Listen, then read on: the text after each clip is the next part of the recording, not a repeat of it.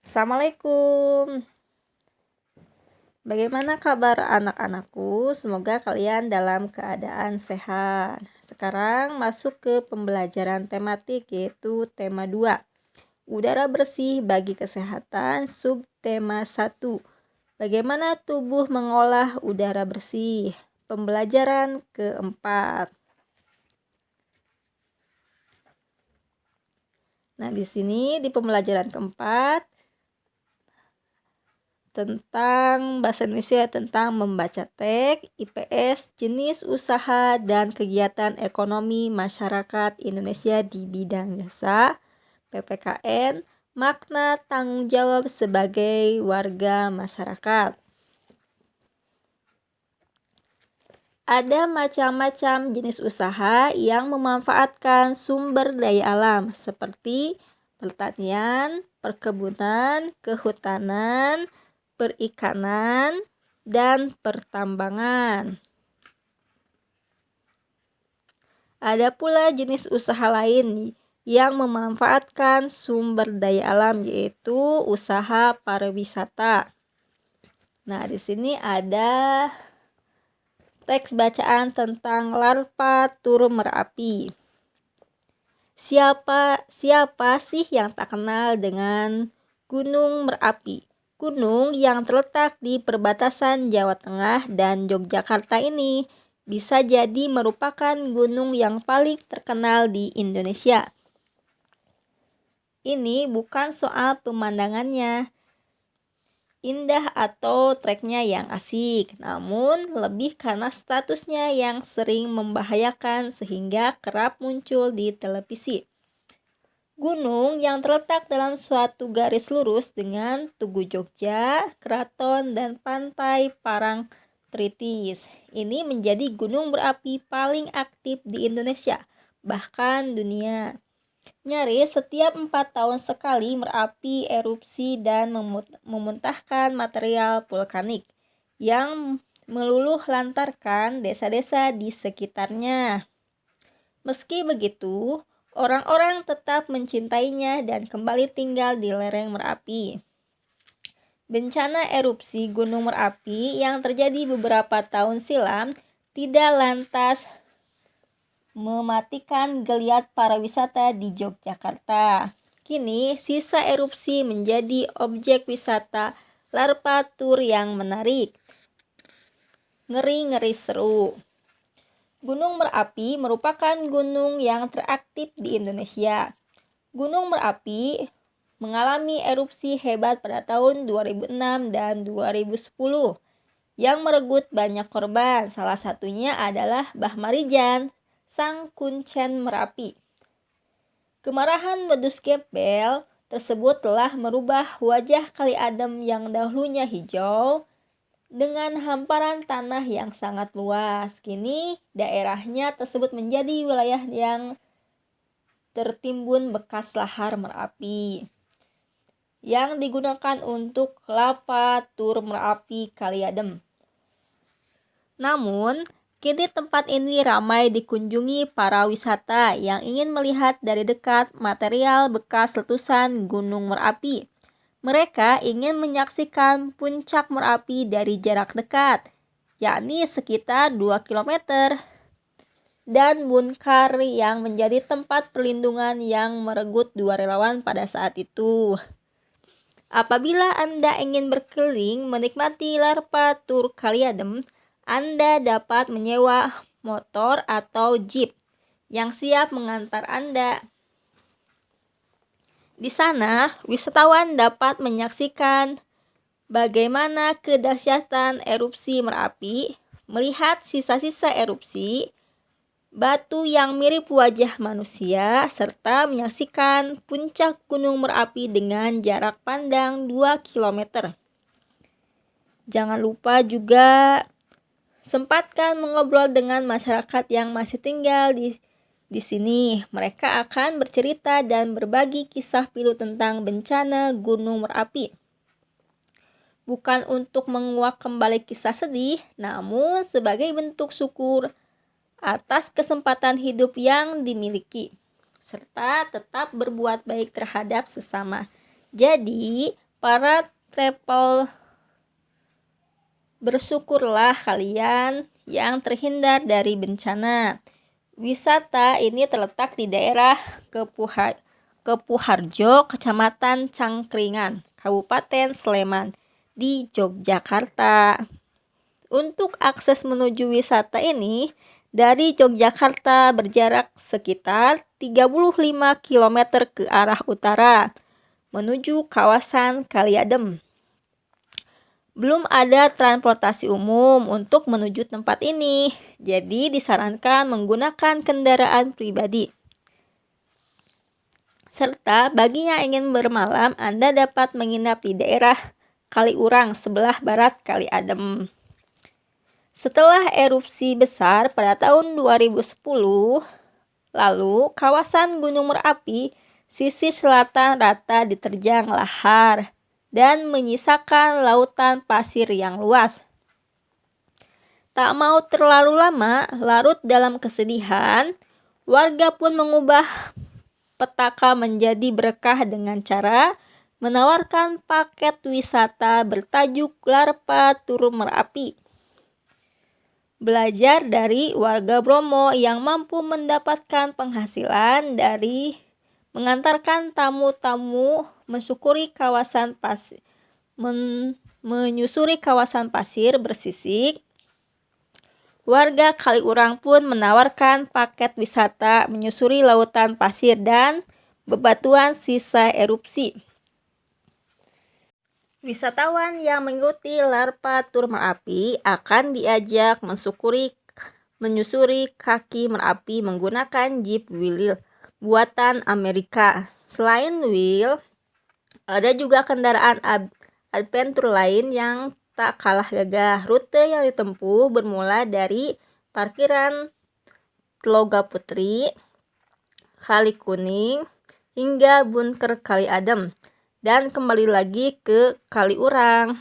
Semakin jauh rute yang kamu pilih, semakin banyak tempat yang bisa kamu lihat. Bahkan jika memilih paket long trip, kamu bisa mengunjungi makam Mbah Marijan yang tersohor itu. Selain mengikuti paket wisata ini, kamu juga akan diajak sehingga ke berbagai tempat yang memiliki kisah menarik. Nah, dari bacaan Larpa Tur Merapi, kamu mengetahui salah satu jenis usaha, yaitu usaha pariwisata. Bagaimana di tempat tinggalmu? Di manakah kamu tinggal? Apakah di daerah tempat tinggalmu ada jenis usaha pariwisata? Bagaimana pengaruh adanya usaha pariwisata bagi kehidupan masyarakat? Nah, sekarang tentang jenis usaha bidang jasa. Jasa adalah jenis usaha yang kegiatannya menitik beratkan pada pelayanan terhadap konsumen.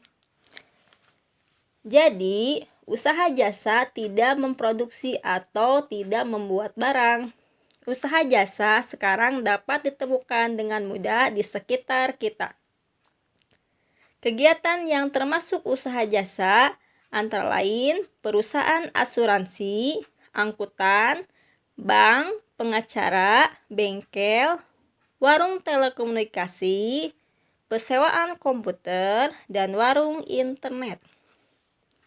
Jasa adalah bantuan berupa tenaga, pikiran, keterampilan, atau pelayanan yang diberikan kepada orang lain. Untuk mendapatkan jasa, orang harus memberikan imbalan tertentu atau upah, biasanya berupa uang.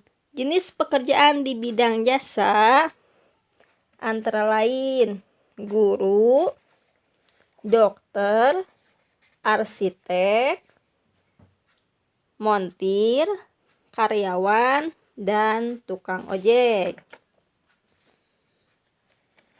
Nah, sekarang tentang tanggung jawab masyarakat. Nah, di sini apa yang dimaksud dengan musyawarah? Musyawarah adalah suatu upaya bersama dengan sikap rendah hati untuk memecahkan persoalan atau mencari jalan keluar guna mengambil keputusan bersama dalam penyelesaian atau pemecahan masalah yang menyangkut urusan keduniaan. Nah, di sini musyawarah memiliki ciri-ciri. Yang pertama, dilakukan berdasarkan atas kepentingan bersama. Hasil musyawarah dapat diterima dengan akal sehat dan sesuai hati nurani. Yang ketiga, pendapat yang diusulkan dalam musyawarah mudah dipahami dan tidak memberatkan anggota musyawarah. Yang keempat, mengutamakan pertimbangan moral dan bersumber dari hati nurani yang luhur. Dalam mengambil keputusan dalam musyawarah merupakan kesepakatan bersama. Keputusan tersebut telah melalui proses pembahasan serius dan berbagai pertimbangan yang logis atau masuk akal. Pertimbangan-pertimbangan dalam mengambil keputusan itu juga sudah diketahui dan dipahami semua peserta musyawarah. Pendapat terbaik dan memberikan kemanfaatan masyarakat akan disepakati menjadi keputusan musyawarah. Setelah semua pihak dapat menerima hasil keputusan bersama, langkah selanjutnya adalah melaksanakan keputusan tersebut. Semua pihak harus ikhlas dan penuh tanggung jawab melaksanakan keputusan bersama. Keputusan bersama merupakan penyelesaian masalah dihasilkan melalui musyawarah, tukar pikiran, tukar pendapat, serta sumbang saran untuk mencapai mufakat. Dalam melaksanakan hasil keputusan bersama tidak boleh dengan rasa benci atau dendam. Jadi, dalam melaksanakan hasil keputusan bersama, hal-hal yang harus diperhatikan oleh semua pihak adalah sebagai berikut. Yang pertama, hasil keputusan bersama harus dilaksanakan dengan menjunjung tinggi harkat dan martabat manusia. Yang kedua, hasil keputusan bersama harus dilaksanakan dan dapat dipertanggungjawabkan secara moral kepada Tuhan Yang Maha Esa. Yang ketiga, hasil keputusan bersama harus dilaksanakan dengan memperhatikan nilai-nilai kebenaran dan keadilan. Hasil keputusan bersama tersebut belum tentu dapat memberikan kepuasan kepada semua pihak, namun minimal dapat mewakili kepentingan sebagian besar peserta musyawarah atau anggota. Keputusan yang sudah diambil harus diterima dengan ikhlas dan dipatuhi bersama. Sebagai anggota yang pendapatnya tidak diterima harus secara sukarela dan bertanggung jawab mematuhi dan melaksanakan hasil keputusan bersama. Karena setiap keputusan itu memiliki tujuan untuk kepentingan bersama.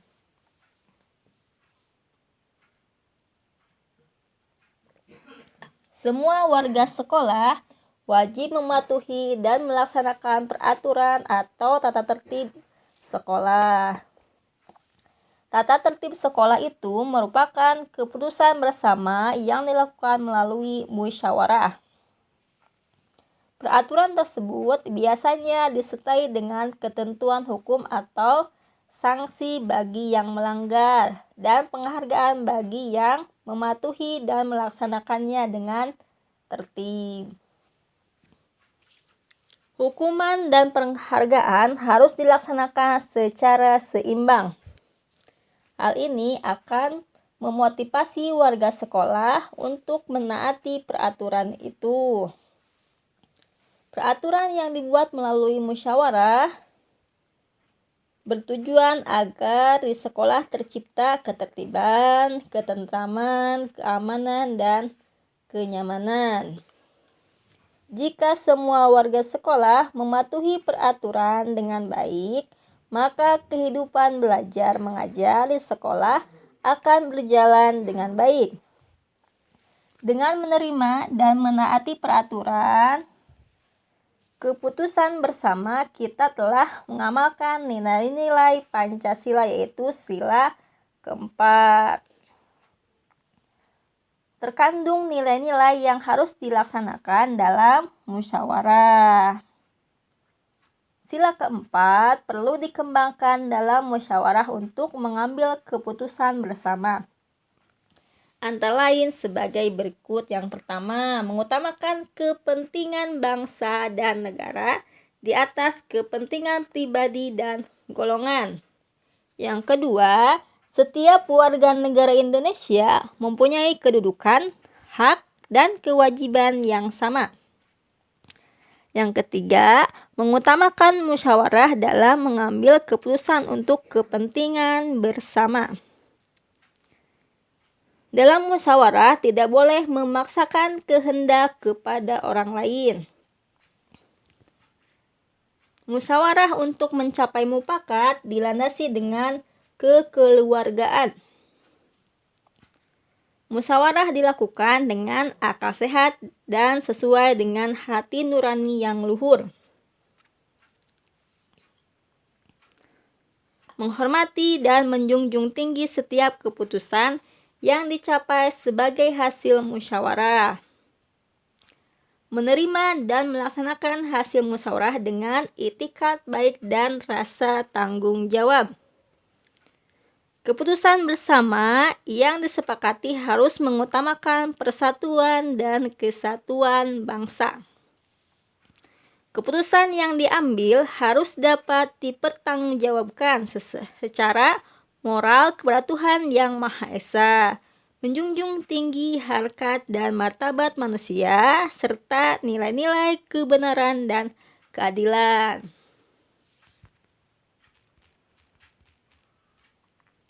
Untuk pertama sekarang, ucapkan Assalamualaikum warahmatullahi wabarakatuh.